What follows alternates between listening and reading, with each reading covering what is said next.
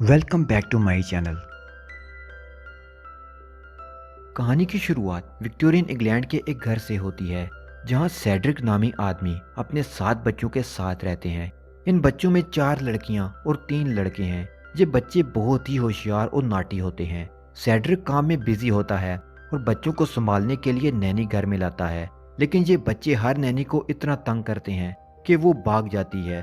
वो किसी भी नैनी को टिकने नहीं देते थे। सेड्रिक अपने बच्चों से बहुत प्यार करता है, लेकिन जब से उनकी माँ फोत हुई है वो काम में बिजी होने की वजह से उन्हें ज्यादा टाइम नहीं दे पाता, इसलिए वो नैनी रखता है। एक दिन एक नैनी सेड्रिक के ऑफिस घबराई हुई पहुंचती है और बताती है कि उनके बच्चे अपने भाई एगी का मीट खा रहे हैं। सेड्रिक ये सुनकर परेशान हो जाता है और भागता हुआ घर पहुंचता है। वहां पहुंचकर वो देखता है कि उनके बच्चे सच में मीट खा रहे हैं, लेकिन वो मीट किसी बच्चे का नहीं बल्कि चिकन का था और एगी को उन्होंने एक डिश में छुपाकर उस नैनी के साथ प्रैंक किया था। अब बच्चे नैनी के बगैर सेड्रिक का जीना मुहाल कर देते हैं। फिर सेड्रिक नैनी एजेंसी में न्यू नैनी अरेंज करने के लिए जाते हैं, लेकिन इस दफ़ा एजेंसी के लोग उनके लिए अपने दरवाजे बंद कर देते हैं, क्योंकि इससे पहले वो उनके घर में 17 नैनीज बेच चुके थे जिन्हें उनके बच्चों ने डराकर भगा दिया था। वहां से एक डोर के पीछे से उसे आवाज आती है कि अब उसके बच्चों को नैनी मैकफी ही संभाल सकती हैं। सेड्रिक घर आकर बच्चों को बहुत डांटते हैं और उन्हें बगैर खाने के ही सोने को कहते हैं। उसके जाने के बाद एवेंजेलिन आती है। सेड्रिक के बाद एवेंजेलिन ही है जिसे बच्चे पसंद करते हैं और उसकी सुनते भी हैं। एवेंजेलिन सेड्रिक से बच्चों को कुछ खिलाने की परमिशन मांगती है, पर सेड्रिक उसे मना कर देता है। बच्चे भूख के मारे किचन में चले जाते हैं। वहां भी वो शरारतें करते हैं। वो अपनी कुक विक्टोरिया को बहुत तंग करते हैं और किचन को बर्बाद करके रख देते हैं। फिर रात को डोर बेल होती है। सेड्रिक डोर खोलता है तो सामने एक डरावनी शक्ल वाली औरत खड़ी होती है जो अपना नाम नैनी मैकफी बताती है। नैनी सेड्रिक को कहती है कि अब उसे परेशान होने की बिल्कुल जरूरत नहीं है, वो बच्चों को अच्छे से संभाल लेगी। नैनी मैकफी बच्चों के पास किचन जाती है और उन्हें रुकने का कहती है। बच्चे उसकी बात सुनने के बजाय उसका मजाक बनाना शुरू कर देते हैं। मैकफी अपनी स्टिक को जमीन पर मारती है तो एक मैजिक होता है और उनके हाथ तेजी से चलने लगते हैं। वो खुद को रोक ही नहीं पा रहे थे।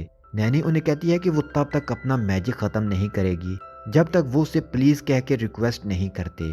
साइमन के अलावा बाकी सब बच्चे उसे प्लीज कहकर मैजिक खत्म करने का कहते हैं। साइमन के बैड एटीट्यूड की वजह से इस मैजिक के दौरान किर्सी अपने सबसे छोटे भाई एगी को नुकसान पहुंचाने लगती है, जिसे देखकर साइमन नैनी को प्लीज बोल देता है और वो अपना मैजिक रोक देती है।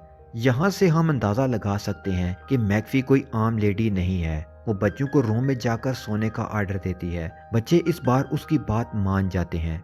नैनी अपने मैजिक से किचन को फिर से पहले जैसा कर देती है। विक्टोरिया और एवेंजेलिन भी सब भूल चुके होते हैं। बच्चे जब रूम में जाते हैं तो साइमन अपने बहन भाइयों से कहता है कि वो नैनी मैकफी की बात नहीं सुनेंगे और उसे भी यहाँ से भगा देंगे। नैनी बच्चों के रूम में जाकर कहती है कि वो यहाँ तब तक है जब तक बच्चे उससे पसंद न करना शुरू कर दें। जब ऐसा होगा तब वो यहाँ से चली जाएगी। बाहर आकर नैनी सेड्रिक से कहती है कि बच्चे सो जाएंगे, आज उन्होंने अपना पहला सबक सीख लिया है, अब से वो टाइम पर सोया करेंगे। वो सेड्रिक को ये भी कहती है कि यहाँ उसके काम करने की एक ही शर्त है कि हर संडे वो छुट्टी किया करेगी। अगली सुबह नैनी बच्चों को उठाकर 9 बजे तक तैयार होने का कहती है। फिर उसके बाद सब स्टडी करेंगे। साइमन उसकी बात मानने से इनकार करता है और बाकी बच्चे अपने फेस पर पाउडर और पेंसिल से निशान लगाकर कहते हैं कि उन्हें चिकन पॉक्स हो गया है, इसलिए वो आज बेड पर रहेंगे। ये सुनकर नैनी अपनी स्टिक फिर से जमीन पर मारती है, जिससे बच्चे सच में बीमार हो जाते हैं और वो बेड से उठ नहीं पाते। सेड्रिक ऑफिस जाने से पहले नैनी को कहता है कि बच्चे जो खाना चाहते हैं वो उन्हें खिलाइए। सेड्रिक की फैमिली को उनकी वाइफ की आंट एडलेस स्टिच नामी औरत की तरफ से फाइनेंशियली सपोर्ट होता है। वो उसे एक लेटर लिखती हैं कि उसके बच्चों को एक माँ की ज़रूरत है। अगर इस मंथ के आखिर तक उसने शादी ना की तो वो फाइनेंशियल सपोर्ट रोक देगी। इस तरह वो अपना घर भी खो देगा और अपने बच्चों को भी खो देगा। इस लेटर के मिलने के बाद सेड्रिक सेल्मा नामी औरत से शादी करने का फैसला करता है, जिसकी पहली 3 बार शादी हो चुकी थी। दूसरी तरफ नैनी बच्चों को एक कड़वी दवाई पिलाती है और विक्टोरिया को सूप बनाने का कहती है, जिस पर बच्चों का दिल बहुत बुरा होता है। शाम को घर आकर सेड्रिक बच्चों को मिलने जाता है तो नैनी जमीन पर स्टिक मारकर अपना मैजिक खत्म कर देती है, जिससे बच्चे ठीक हो जाते हैं। बच्चे अपने पापा को प्लीज कहकर बेड से उठने का कहते हैं।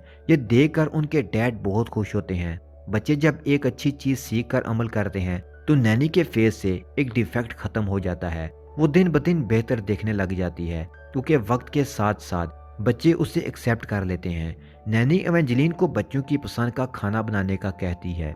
फिर अगले दिन सेड्रिक को फिर से ऑन्ट एडलेड का लेटर मिलता है जिसमें वो सेड्रिक को बताती है कि वो सेड्रिक के घर चाय के लिए आ रही है और वो उसे मिलकर उसकी मदद करना चाहती है। सेड्रिक नैनी को कहता है कि वो बच्चों को तैयार कर दे, लेकिन इस दिन संडे होता है और इस दिन मैकफी कोई काम नहीं करती, इसलिए वो वहाँ से चली जाती है। बच्चे खुद ही तैयार हो जाते हैं। फिर एडलेड वहाँ पहुँचती हैं और वो सेड्रिक को कहती हैं कि वो उसकी एक बेटी को अपने साथ ले जाना चाहती हैं ताकि वो उसे अपने साथ अच्छी जगह पर रख सकें। और डोर पर खड़ी क्रिसी उनकी बातें सुन लेती है और अपने बाकी बहन भाइयों को बता देती है। वो सब मिलकर आंट एडलेड को बेवकूफ़ बनाते हैं। इस दौरान क्रिसी उनके साथ टकरा जाती है और आंट उसे अपने साथ ले जाने का कहती है। सेड्रिक उसे समझाने की कोशिश करता है लेकिन वो नहीं मानती। फिर एरिक नैनी को आवाज़ें देने लगता है और मदद के लिए बुलाता है तो नैनी फौरन से वहाँ आ जाती है। वो अपनी स्टिक से एक डोंकी पर मैजिक कर देती है। आंट को वो गधा एक खूबसूरत लड़की की तरह दिखता है। ये देखकर आंट कहती है कि वो इस खूबसूरत लड़की को अपने साथ लेकर जाएगी। फिर नैनी बच्चों को कहती है कि आंट किसी डोंकी को साथ लेकर नहीं जाएगी, किसी न किसी को तो जाना होगा। जिस पर एवेंजेलिन आंट के साथ जाने को रेडी होती है क्योंकि वो बच्चों से बहुत प्यार करती है। आंट उसे सेड्रिक की बेटी समझकर साथ ले जाती है। नैनी मैजिक करती है और आंट एवेंजेलिन को पसंद करने लग जाती है। सेड्रिक नैनी को थैंक्स कहता है क्योंकि उसे लगता है कि ये उसका प्लान था। तो नैनी बताती है कि ये आइडिया उनके बेटे साइमन का था। साइमन जानता था कि एवेंजेलिन एक अच्छी जगह रहकर पढ़ना चाहती है। सेड्रिक एवेंजेलिन के वहां जाने से बहुत उदास होते हैं क्योंकि वो उसे पसंद करते थे। फिर वो सोचते हैं कि उन्हें मिस सेल्मा से शादी कर लेनी चाहिए, तो वो सेल्मा को अपने बच्चों से मिलवाने के लिए इनवाइट कर देते हैं। जब बच्चों को पता चलता है तो वो समझ जाते हैं कि उनके डैड घर में स्टेप मदर लाना चाहते हैं, इसलिए वो फिर से मैकफी को उनकी मदद करने को कहते हैं। मैकफी साइमन को अपने डैड से इस बारे में बात करने का मशवरा देती है। साइमन नैनी की बात मानता है और अपने डैड से बात करने जाता है। वो उन्हें बताता है कि उन्हें स्टेप मदर नहीं चाहिए, जिस पर डैड कहते हैं कि तुम लोगों को बड़ों की मजबूरियों का कुछ भी पता नहीं, इसलिए तुम बड़ों की बातों में ना बोलो। साइमन फिर से मैकफी के पास जाता है और कहता है कि वो स्टेप मदर को इस घर में आने से रोक कर रहेंगे। मैकफी कहती है कि तुम जो भी करो उसका जो भी रिजल्ट होगा वो तुमको खुद ही फेस करना होगा।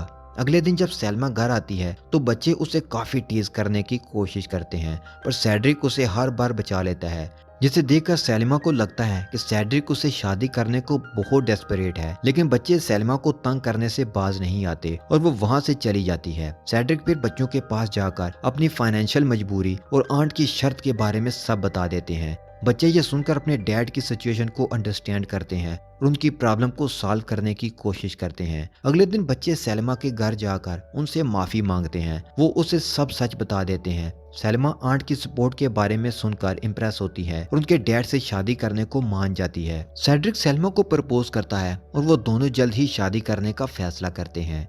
शादी के दिन ही सेल्मा का बिहेवियर चेंज हो जाता है। वो एगी का मेडल तोड़ देती है जो एगी के पास माँ की आखिरी निशानी थी। बच्चों को यकीन हो जाता है कि सेल्मा फेरी टेल्स में बताई जाने वाली जालिम सुतेली माँ की तरह ही है। उसी दिन आंट एडलेड सेल्मा से मिलने आती हैं। उनके साथ एवेंजेलिन भी बच्चों को मिलने आती है, जिसे देखकर सब हैरान रह जाते हैं क्योंकि अब वो बहुत चेंज हो चुकी है और पहले से भी ज्यादा खूबसूरत दिख रही थी। सेलिमा और सेड्रिक की शादी होने लगती है और साइमन को कहती है कि वो वही करे जो उन्हें ठीक लगता है। बच्चे मिलकर उनकी शादी रोकने का प्लान बनाते हैं। वो खड़े होकर बीज को मारने का एक्ट करते हैं, जिससे सबको लगता है कि वहाँ बीज ने अटैक कर दिया है। सेड्रिक समझ जाता है कि बच्चे नहीं चाहते कि सेड्रिक सेलिमा से शादी करे। वहाँ फूड फाइट स्टार्ट हो जाती है। सब एक दूसरे को पेस्ट्रीज और केक मारना शुरू हो जाते हैं।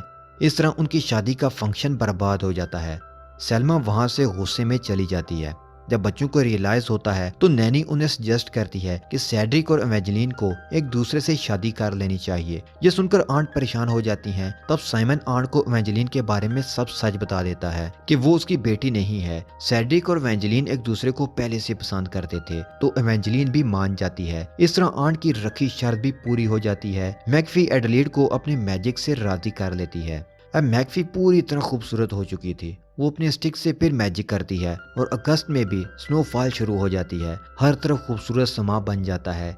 इवेंजेलिन एक खूबसूरत ड्रेस में आ जाती है। सबके कपड़े अच्छे हो जाते हैं और एगी का मेडल भी जुड़ जाता है। फिर सेड्रिक और इवेंजेलिन की शादी हो जाती है, जिससे सब बच्चे बहुत खुश थे। फिर मैकफी वहां से चली जाती है और जाते जाते वो वही कहती है जो उसने पहली रात बच्चों को कहा था कि मैं उस वक्त यहाँ से जाऊंगी जब तुम लोग मुझे पसंद करने लग जाओगे। अब चूंकि बच्चे भी सुधर गए हैं और उनको पसंद की मदर भी मिल गई है और बाकी मसले भी हल हो गए हैं, तो अब उनको नैनी की जरूरत नहीं है। इसलिए वो उनको बाय करती है और वहां से चली जाती है। यहीं पर इस मूवी का एंड हो जाता है। इस मूवी का सेकंड पार्ट चाहिए तो हमारे चैनल को सब्सक्राइब कर लें, ताकि जैसे ही हम वीडियो अपलोड करें आपको नोटिफिकेशन मिल जाए।